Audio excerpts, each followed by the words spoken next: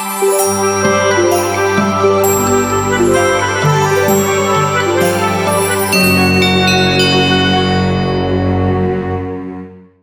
vriende, baie welkom by vandag se aanlyn erediens. Dis altyd 'n groot voorreg om op jou skerm te kan wees.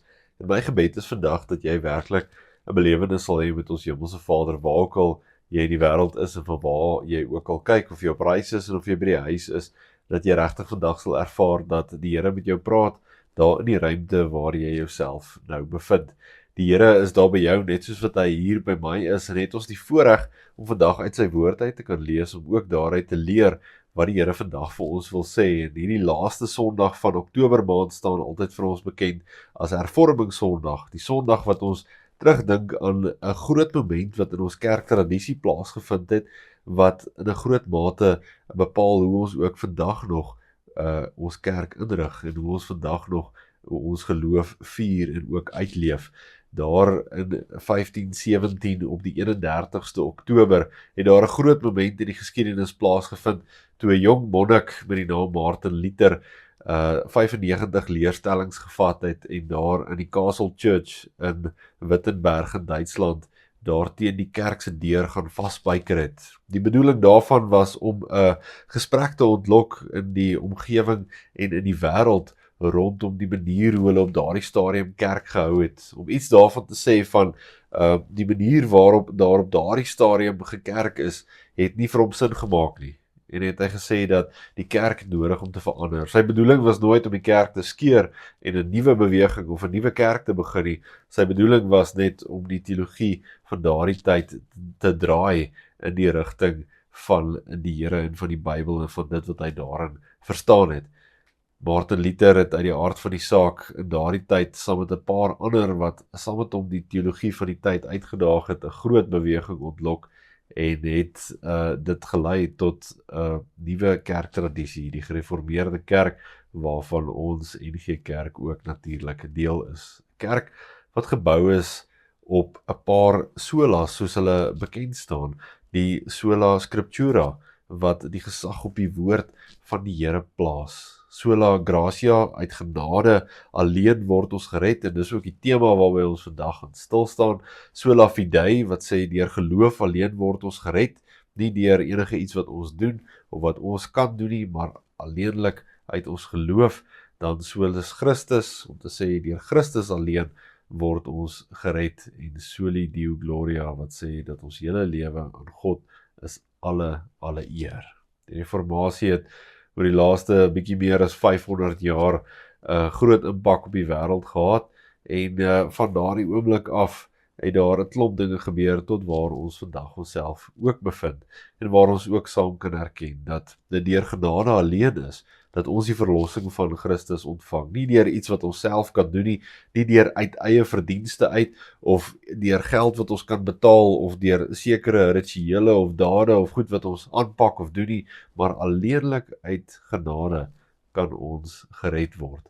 En vandag staan ons vir 'n oomblik ook daarby stil, wanneer ons teks ook gaan lees, wat vir ons herinner daaraan, dat genade is vir elkeen van ons so wesentlik deel van ons lewe, en dat ons dit nooit ooit kan vergeet nie, want dit sê ietsie van ons afhanklikheid van die Here, dat elkeen van ons so bitter afhanklik is van die Here, dat ons werklik nie sonder hom kan leef nie. Om die waarheid te sê, elke asem wat ons gee, is 'n stuk genade van die Here af. Hoeveel te meer nie al die ander goed wat in jou lewe gebeur nie. Ons gaan vandag 'n teksgedeelte lees uit die woord van die Here, om ook vir ons te herinner iets van wat verdien ons, wat kry ons by die Here. Ons verdien daaruit niks nie, maar wat ontvang ons van God af? En hoe werk hierdie genade dan ook in die Here? Ons teksgedeelte wat ons vandag by stil staan, kom uit Efesiërs 2 vers 4 tot by vers 10. Nou Paulus is aan die woord hier wanneer hy hierdie brief aan die gemeente daar in Efese skryf. Efese, 'n groot stad in Klein-Asië wat ons vandag ken as Turkye, en hy skryf hierdie brief vanuit die tronk. Hy's 'n gevangene, en dis moontlik so 62 na Christus wat hy besig is om hierdie brief te skryf. En dan lees ons daar van vers 4 af: Maar God is ryk in barmhartigheid en het ons innig lief. Deur sy groot liefde het hy ons wat dood was as gevolg van ons oortredings, saam met Christus lewend gemaak. Uit genade is julle gered. Ja, in Christus Jesus het hy ons saam met hom opgewek uit die dood en ons saam met hom 'n plek in die hemel gegee, sodat God ook in die tye wat kom sou laat sien hoe geweldig groot sy genade is deur die goedheid wat hy in Christus Jesus aan ons bewys het. Julle is inderdaad uit genade gered deur geloof. Hierdie redding kom nie uit julleself nie. Dit is 'n gawe van God. Dit kom nie deur julle eie verdienste nie. En daarom het niemand enige rede om op homself trots te wees nie. Nee, God het ons gemaak wat ons nou is. In Christus Jesus het hy ons geskep om ons lewe te wy aan die goeie dade waarvoor hy ons bestem het. Meeste van ons ken genade is daardie daad waar jy iets ontvang wat jy nie verdien nie. Daai oomblik wat jy iets kry sonder dat jy iets daarvoor gegee het. Daai oomblik wat jy dalk iets nie kry nie wat jy wel verdien het, wanneer jy dalk iets verkeerd gedoen het en jy dalk 'n straf daarvoor verdien, maar daardie straf nie ontvang nie. Genade is 'n baie interessante verskynsel in ons wêreld waarin ons vandag woon, want ons is so op mekaar gesit dat daar hierdie tipe balans gehandhaaf moet word dat wanneer ek vir jou iets gee, dan gee jy vir my iets terug. Wanneer ek R20 by die winkel gee, dan kry ek 'n brood daarvoor. Wanneer ek 'n diens gelewer het, dan kry ek 'n betaling daarvoor. En so word hier 'n tipe van 'n balans in die wêreld gehandhaaf. Vir elke reaksie is daar 'n teenreaksie. En op hierdie manier dink ons oor so baie goed in die lewe, maar genade is juis die ding wat teen dit beweeg en sê maar vir elke reaksie is daar nie noodwendig 'n reaksie nie. Partykeer is daar net bloot 'n reaksie uit liefde uit en daar word geen reaksie terug verwag nie. En dit is hoe God se genade werk, is die feit dat die Here vir ons onvoorwaardelik net kan gee sonder dat ons iets gedoen het om dit te verdien of iets terug te doen om dit dan nou op die einde van die dag te koop by die Here of iets van hierdie aard. Ons kry dit net onvoorwaardelik en gratis by die Here sonder dat ons dit enigsins hoef te verdien. Nou Paulus begin in hierdie teks deur net eers te erken dat die Here vir ons baie lief is en dit is vanuit hierdie punt van liefde wat elke een van hierdie goed plaasvind. Dis hoekom die Here vir ons gee, dis hoekom die Here vir ons genadig is vanuit 'n punt van liefde uit. Die Here is lief vir ons en daarom gee hy dit vir ons. En dan gaan Paulus verder om te sê dat ons kan nie hierdie goed self verdien nie. As ons verlossing van onsself afgehang het, sou ons dit nooit kon gekry het nie. Al wat ons eintlik verdien vir ons manier van leef op aarde, vir ons sondige aard en natuur, hoe ons gebore word, is om veroordeel te word. Maar dit is nie wat die Here vir ons gee nie. Hy kom gee vir ons genade. En hierdie genade is nie omdat ons iets gedoen het om dit te kry nie, of omdat ons dit verdien nie. Hierdie genade is uit en uit net uit die liefde van God uit. En daarom, wanneer ons erken dat ons verlos is, kan ons nooit op onsself roem nie. Kan ons nooit sê, maar ek kry dit omdat ek dit gemaak werk het vir myself nie. Ek kry dit want ek het suksesvol my verlossing bewerk nie. Ons kry dit alles net uit die hand van die Here uit. En daarom roem ons altyd in die Here. Daarom sê ons altyd vir die Here dankie vir ons verlossing. Want sou dit van onsself afhang, moet ons erken, sou niemand van ons ooit gekwalifiseer het nie.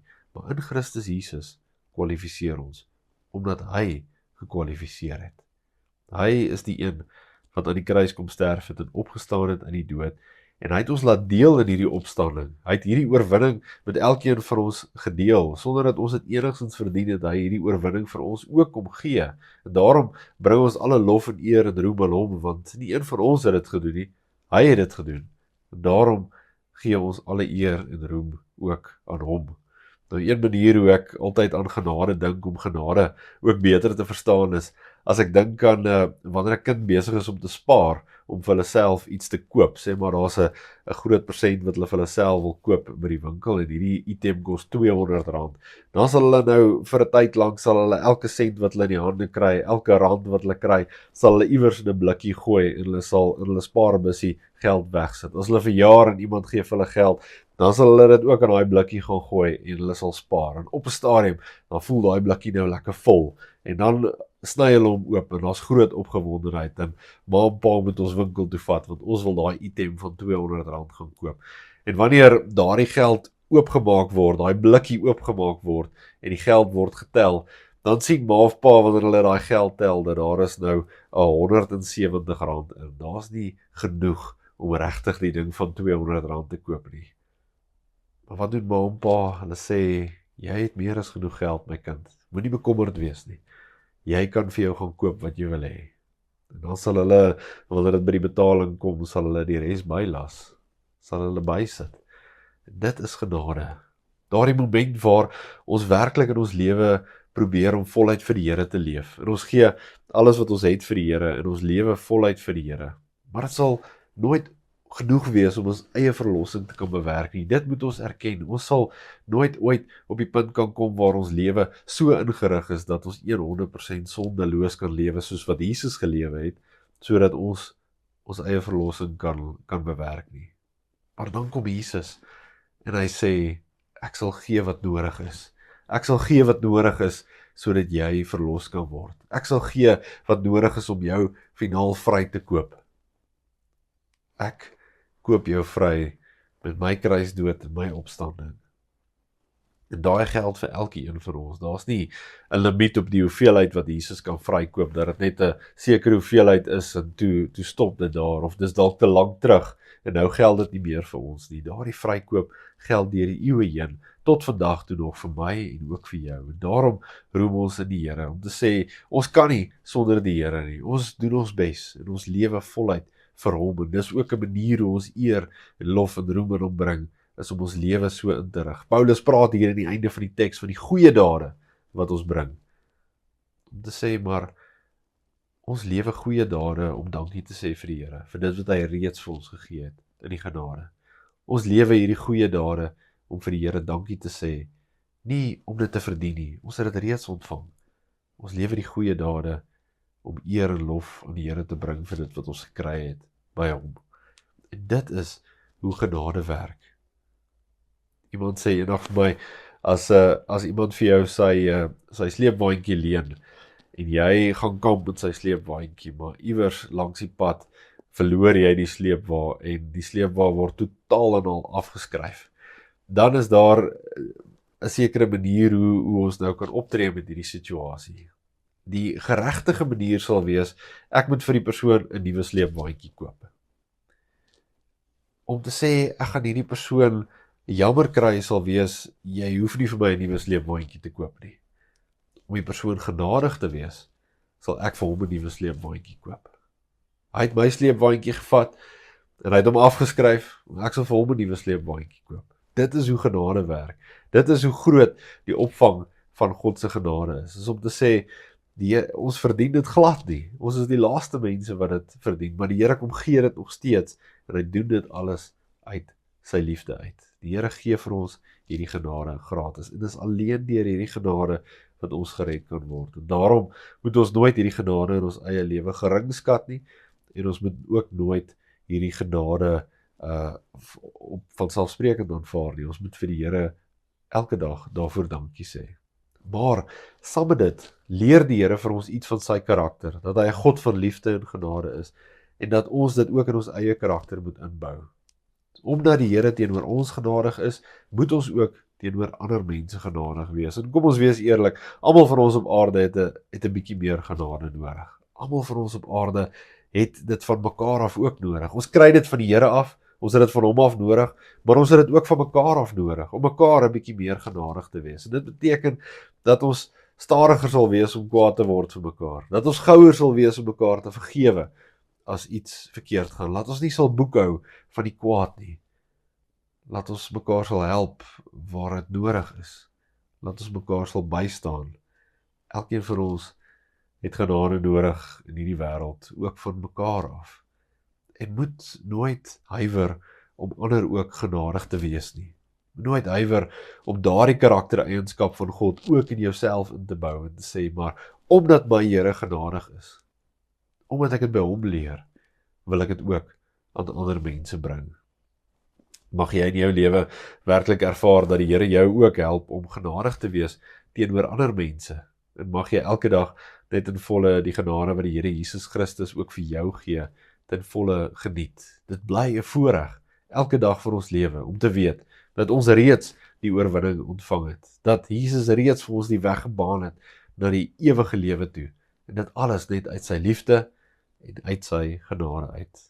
Die reformatie herinner ons dat uit genade alleen kan ons gered word. Maar met hierdie genade lewe ons ook ons eie lewens na hierdie wêreld toe en na buitentoe. Mag dit ook so wees in jou lewe. Amen. Kom ons bid saam. Ons hemelse Vader, Here, baie dankie vir die voorreg dat ons vandag opnuut net weer kan beleef en kan besef dat U werklik 'n God van liefde en genade is. Dankie Here dat U liefde vir ons so groot is, dat U ons genadig is, en dat U nie die veroordeling vir ons toewens nie, maar dat U werklik vir ons genade gee, sodat ons die ewige lewe ook kan ontvang. Dis nie wat ons verdien, Here, maar dis wat ons by U gekry het, en dit getuig net weer eens van die groot liefde vir ons.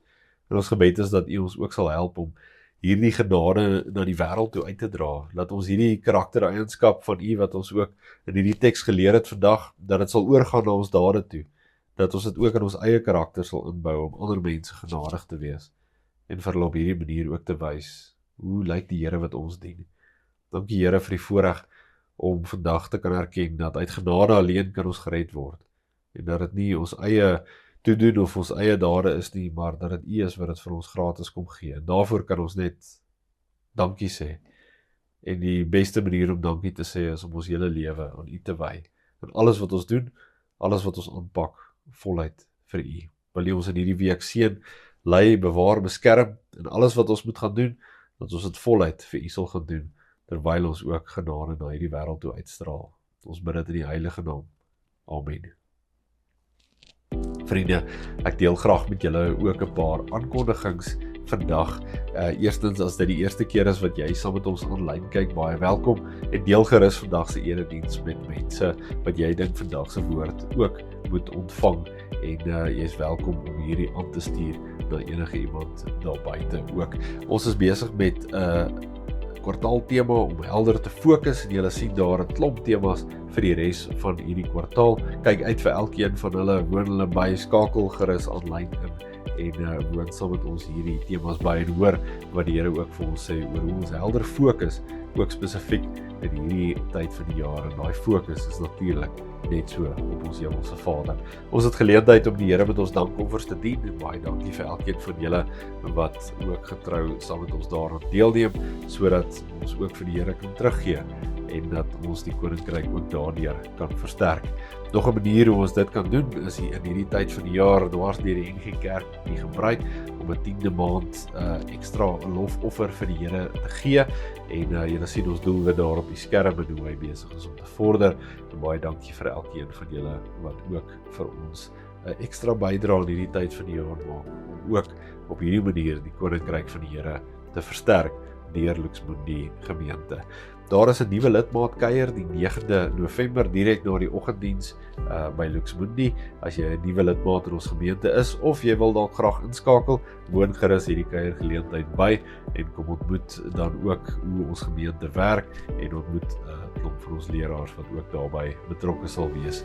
Daar is 'n diensgeleentheid by Carpe Diem vir die senior bediening. As die Here dit op jou hart lê om op hierdie baie wonderlike en besonderige bediening te kom dien by Luxmundi, wat so lekker bedrywig is en 'n klomp wonderlike goed in ons omgewing doen, asseblief meld aan. Jy is meer as welkom, skakel die kerkkantoor of enige van die leraars, en ons sal jou help om op die regte plek uit te kom. Jy is welkom as die Here dit op jou hart lê. Ons het 'n aantal Kersprojekte, jy sien hulle daar op die skerm. Hou hulle so lank in gedagte, en kyk waar kan jy ook betrokke raak om 'n verskil te maak in ons omgewing en in ons wêreld, ook hierdie Kersfeestyd. Dan is daar 'n Kersfeesgeleentheid waar ons by mekaar kom een Saterdag, en ons maak 'n klomp kreatiewe goed op hierdie dag self. Ons maak Kersgeskenke met die hand wat jy dan uit die aard van die saak mense kan as geskenk gee hierdie Kersfees. Dit is wonderlik om jou eie kreatiwiteit daar te kom uitleef. Kom woon gerus hierdie dag saam met ons by, en sien die besonderhede ook daar op die skerm. My gebed is dat jy werklik sal ervaar dat die genade van die Here Jesus Christus vir jou genoeg is. Genoeg om jou vry te koop, genoeg om jou geleentheid te gee om voluit vir die Here te leef, en genoeg sodat jy dit ook aan ander mense sal kan uitdra, ook in jou lewe. Mag die Here jou dan seën en beskerm, mag hy jou lei en jou leer in die waarheid, en mag jy voluit in die genade van ons Here Jesus Christus gaan lewe. Amen.